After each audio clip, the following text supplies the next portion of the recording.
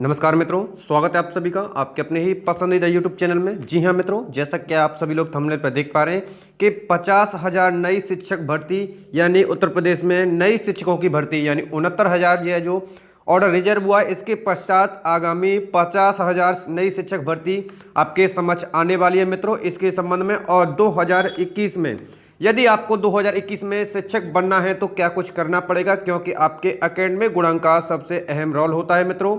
और जी हाँ मित्रों, करिए चेक अपने एकेडमिक गुणांक का, आपका चयन कहाँ तक होगा या नहीं होगा, क्योंकि एक आवाज़ आपकी भी।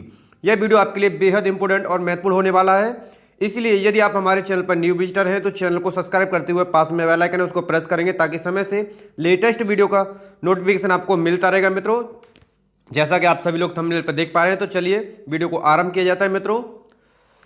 तो यहाँ आप सभी के लिए बेहद इंपॉर्टेंट और खुशखबरी यह भी है मित्रों कि अगले साल यानी कि 2021 में जो काफ़ी प्रतियोगी छात्र और बीएड बीटीसी प्रशिक्षण प्राप्त कर चुके हैं, वह विद्यार्थी के लिए बेहद गुड और इम्पोर्टेंट न्यूज है कि आगे आने वाली जो 50,000 जिन विद्यार्थियों का 69,000 में चयन नहीं हो पाया है, वह मायूस ना हो। उनके लिए आगामी और 50,000 सहायक अध्यापकों की भर्ती आने वाली है। यहाँ पर आप सभी लोग न्यूज़पेपर की कटिंग के माध्यम से देख पा रहे हैं बिल्कुल और थैंक न्यूज है माननीय शिक्षा मंत्री जी के द्वारा बेसिक शिक्षा परिषद के स्कूलों में वर्ष 2021 में 50,000 सहायक अध्यापकों की भर्ती की जाएगी। फिलहाल चल रही 69,000 सहायक अध्यापकों की भर्ती पूरी होने के बाद भी परिषदीय स्कूलों में 50,000 पद खाली रह जाएंगे। परीक्षा नियामक प्राधिकारी कार्यालय की ओर से फरवरी मार्च में शिक्षक पात्रता परीक्षा, यानी कि अब आप बिल्कुल से स्पष्ट हो जाएं कि फरवरी अंत या मार्च के फर्स्ट वीक में आपकी शिक्षक पात्रता परीक्षा यानी कि यूपी टेट कराई जाने की प्रबल संभावना बन रही है मित्रों। परीक्षा टीईटी कराई जाएगी।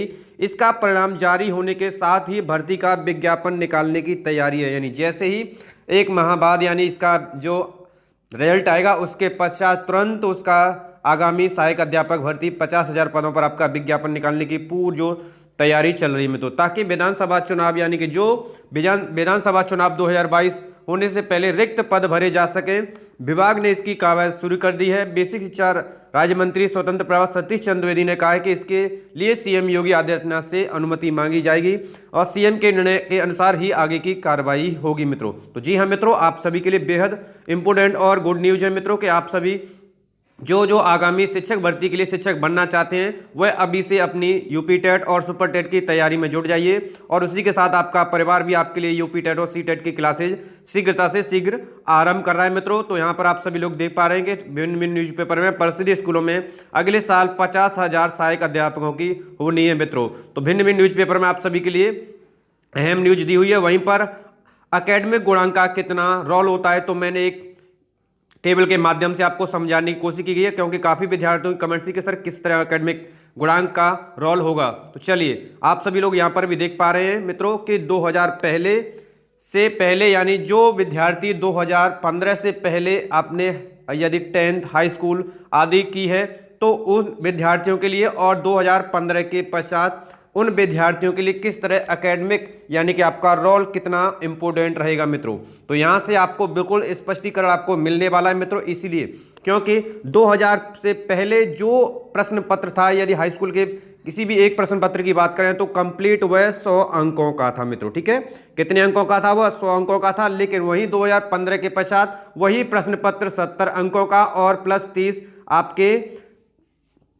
30 अंक आपके प्रैक्टिकल के थे, जिसमें से प्रत्येक विद्यार्थी को एबव 25 से 28 और यदि कोई स्पेशल है तो उसके लिए 30/30/30 प्राप्त किए हुए हैं। ठीक है, तो वहाँ यहाँ पर यह जो हाई स्कूल और इंटर का जो गैप है एक, ये आपके लिए काफ़ी इंपॉर्टेंट और यह रहने वाला, इसी के ध्यान में रखते हुए आपको अपनी आगामी तैयारी को अंजाम देना होगा मित्रों।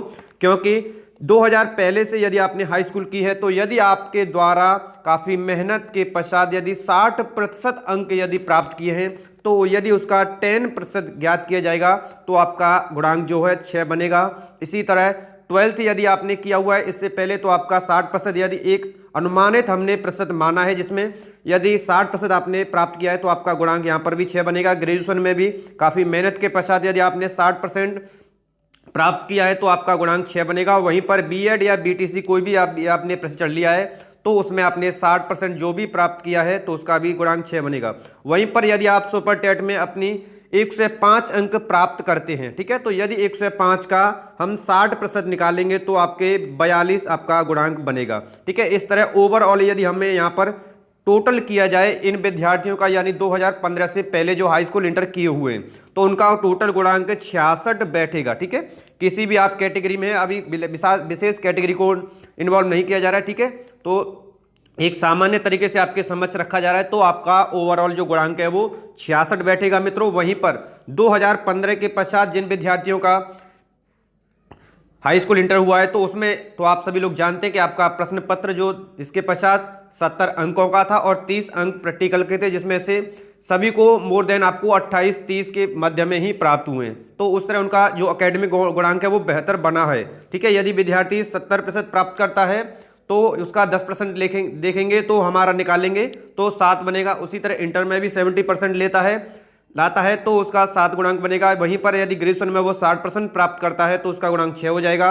और बीएड बीटीसी आदि में प्रतिशत प्राप्त करता है तो उसका 70% जब प्राप्त करता है तो उसका गुणांक यदि 10% लेंगे तो उसका 7 गुणांक निकलेगा। वहीं पर यदि विद्यार्थी यह भी 105 अंक प्राप्त करता है सुपर टेट में अपनी मेहनत के अकॉर्डिंग, तो इसका भी गुणांक जो है यदि 60% ज्ञात करेंगे 105 का तो 42 होगा। ठीक है, तो इसका ओवरऑल गुणांक की जब टोटल किया जाएगा तो टोटल गुणांक इसका 69 बैठ रहा है मित्रों। तो यहाँ पर आप देख पा रहे हैं कि इससे पहले के और इसके पश्चात के विद्यार्थियों के काफ़ी जो सुपर टेट में समान अंक होते हुए भी उनके गुणांक में कितना बड़ा डिफरेंस आपको देखने को मिल रहा है मित्रों।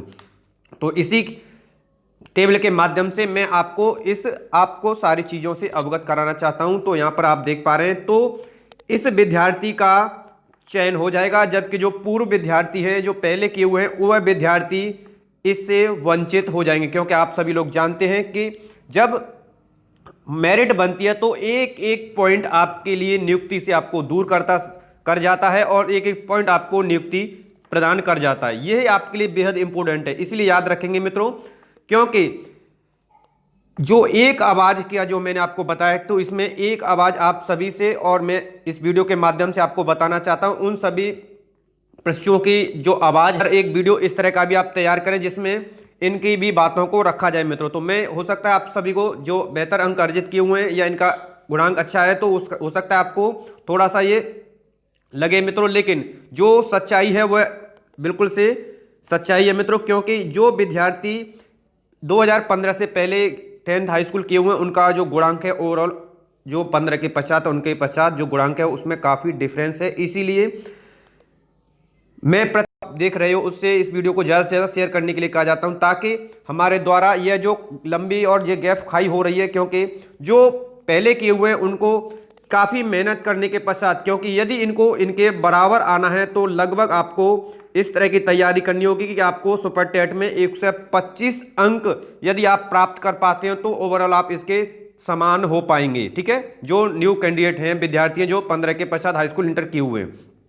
तो इस लंबे गैप को दूर करने के लिए तो आप सभी से गुजारिश किया जाता है कि आप अपने अपने स्तर पर सभी अपने अपने स्तर से माननीय शिक्षा मंत्री जी को और मुख्यमंत्री आदि के समक्ष ये सारी बातें रखें, तो हो सकता है कुछ ना कुछ आपके लिए सॉल्यूशन निकले मित्रों। तो मेरी पूर्ण गुजारिश यही है कि आप सभी की जो आवाज़ है इस चैनल के माध्यम से दी जा रही है तो अधिक से अधिक संख्या में इसको शेयर करेंगे, ताकि सभी के यदि आपकी आवाज़ों को सुना जाता है, रखा जाता है, तो इस तरह की जो लंबी खाई है तो इसको भी कम किया जा सके, किसी न किसी आपके नया सॉल्यूशन आपके समक्ष आए मित्रों। इसीलिए ज़्यादा से ज़्यादा संख्या में इसको शेयर करेंगे, क्योंकि एक एक पॉइंट आपके गुणांक के लिए चयन का जिम्मेदार भी होता है और आप उससे बाहर भी हो सकते हैं। क्योंकि कई विद्यार्थी बोल रहे थे कि सर किस तरह आप 60% निकाल लेंगे, तो यदि आप 105 अंक प्राप्त करते हैं तो उसका 60% अपॉन 150 का डिवाइड देंगे, आपको 42 आपको प्राप्त हो जाएगा। ठीक है, तो आप जान चुके हैं कि 69,000 भर्ती जो 2 पार्टों में काफ़ी ऊहापोह के पश्चात न्यायालय की शरण के पश्चात लगभग 2 वर्षों में पूर्णता की ओर दिख रही है। अब जब ऑर्डर रिजर्व हुआ है तब